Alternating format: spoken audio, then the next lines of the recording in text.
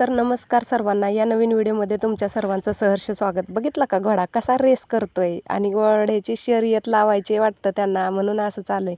तर तुम्ही म्हणताला ताई कुठं चालली आम्हाला न सांगता. तर मी चाललेली आहे आमच्या दादांच्या दातांचं बघायचं आहे म्हणजे काय, दादांचे दाढा खूप दुखतात. त्यासाठी आम्ही चाललेलो आहे सांगोलला, आणि ते पण छोट्या लुना गाडीवर दादांसोबत. वाव, फिलिंग ढगात गेली माझी. असं बापासारखे माया लावणारे सासरे भेटले मला. खरंच मी धन्य आहे, पुण्यवान आहे असं मला तरी वाटतं. तर आम्ही फायनली आलेलो आहे. तुम्हाला दाखवते इकडं कल्लाच्या पुढच्या साईडला जवळच्यामध्ये हा बंगला, आणि त्यानंतर आम्ही रिटर्न जाऊन आलेलो आहे जवळ्यात. आणि इकडं कोरडा नदी तुम्ही बघू शकता. तोपर्यंत आमच्या दादांची गाडी खराब झाली होती, म्हणून आम्ही पुढं जाऊन लावली दुकानात.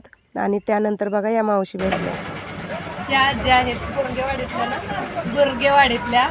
आणि या आजींना मी थंड देतो, थंडीची बाटली आम्ही दोघी मिळून थंड पिल्या. आता त्यांनी पिशवीतलं काढून माझ्यासाठी पेप्सी दिली. असं आजींचं प्रेम आहे माझ्यावर. एक झालेली अनमोल भेट आहे आमच्या दोघीची. बोला काय तर, बोला की मला स्वभाव कसा वाटला? एकदम छान वाटला. हे चल का भविष्यात कधी गाठ पडली तर ओळख चाल का? थँक्यू बरं का.